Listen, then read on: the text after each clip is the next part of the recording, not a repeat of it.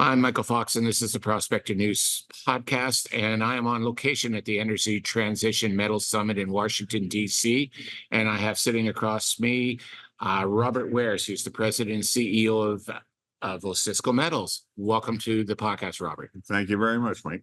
It's a pleasure to have you here. I've been hoping to have Osisko Metals on this podcast for a while, and it's finally a good time that we were able to carve out some time in the same place at the same time. That's right. Which Pleasure is good. To be here. As we were talking about, that's kind of rare to happen because we both tend to be off and busy in different directions at these things. But for those people who aren't familiar with Osisko Metals, they're probably familiar with the Osisko name, but let's give them the overview of what Osisko Metals is.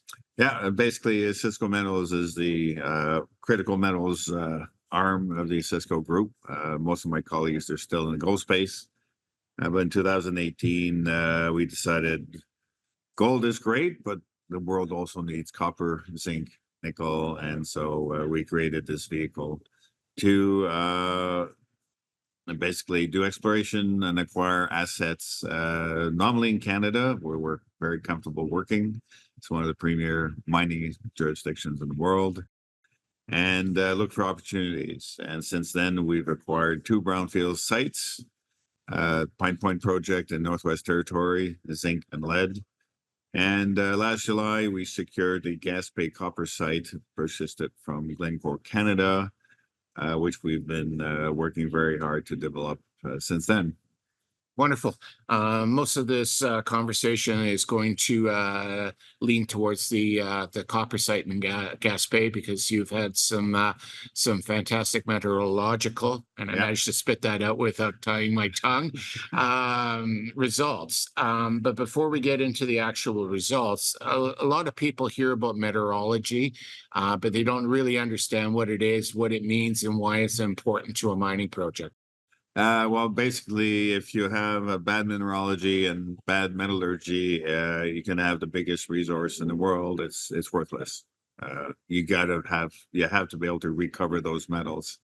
A lot of deposits have conventional mineralogy, conventional process will get you the metals and the concentrate.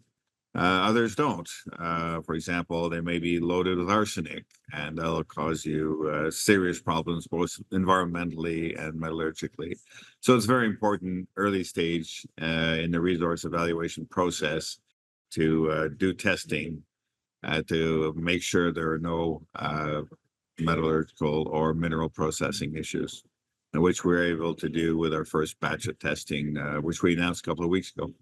Perfect. So let's talk about the testing. The results came in very positive for the company.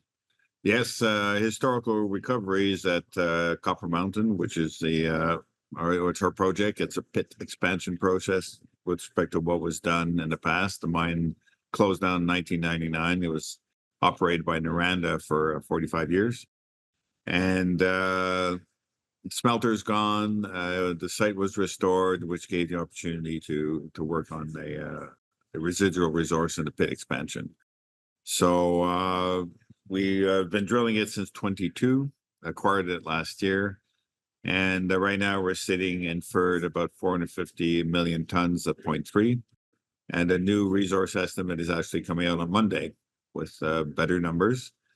And the metallurgy, we announced we're able to recover 92 to 94% of the copper, which is excellent since historically it was around 85. Moreover, we're able to do testing on molybdenum, which will be a byproduct. So this is a fairly standard porphyry copper molybdenum story. And the molybdenum recovery came out at 65. Our engineers are telling me we could probably get that up to 70. And there's also a byproduct, a small silver credit. So this operation looks promising. It looks like we will be able to produce copper concentrate, molybdenum concentrate, and silver byproduct out of the copper concentrate. So the new resource estimate that's coming up in the next few weeks, will it include molybdenum in the resource estimate now that you know that you can get it out of there? Perfect. Yes. That's these are all good news and good stories. So now that the meteorology test has been done, what does that tell the company going forward? Is it now ready to take a look at and have a PEA? Yes, so that was part of the data acquisition for PEA. We've actually been working for about 4 or 5 months on trade-off studies. So we should be able to complete all the work on the PEA this fall, and we're planning to issue the PEA early Q1 2025. Wonderful. So beyond the PEA, what are also the future plans for the company through the summer? A lot of drilling. We've got 10,000 meters planned to improve the resource in the core of the deposit. We believe there's a 60-70 million ton starter pit that could be had at better than 0.5% copper grade, possibly as high as 0.7 copper equivalent when you throw in the moly and the silver. And so that's going to require more drilling. Or we're also going to go back to an adjacent hill from Copper Mountain called Needle Mountain.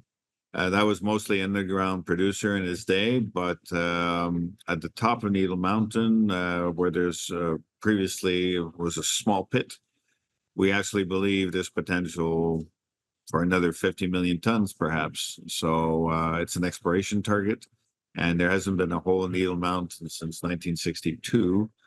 So we're going to be drilling that with about 5,000 meter program to estimate whether there is potential for what could be another higher grade starter pit for the operation.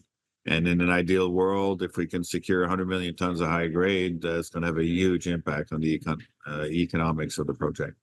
Yeah, definitely. It's the old adage, isn't it? To find a new mine, you go to where an old one was. It certainly is, and that's what we do. That was our adage and our modus operandi at Canadian Malartic. But as I tell my colleagues, there's no point going in an old brownfield site without bringing new ideas. Just kicking the same old tire rarely accomplishes anything.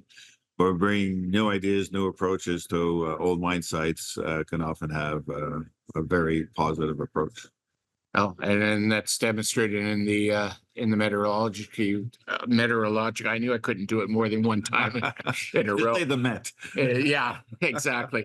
The testing coming out with higher grade copper than what the mine was actually producing, and proving up that there's actually molybdenum that you can pull out of the mine. So new ideas do bring new profits to an old mining situation. Hopefully, in a lot of times. Exactly. If people want to continue to follow this story and your story up in the Northwest Territories, how would they do so?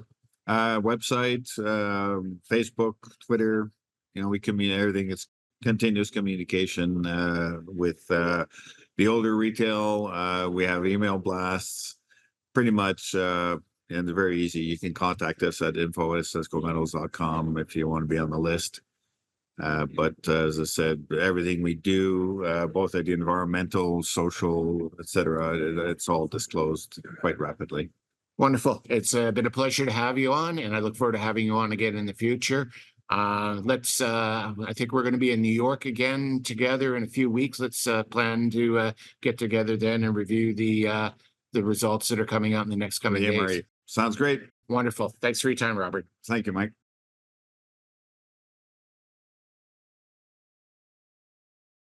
The Prospector News podcast is for educational purposes only. The opinions expressed are those of the participants and are not to be taken as investment advice. Listeners need to do their own due diligence and seek advice of a licensed investment advisor.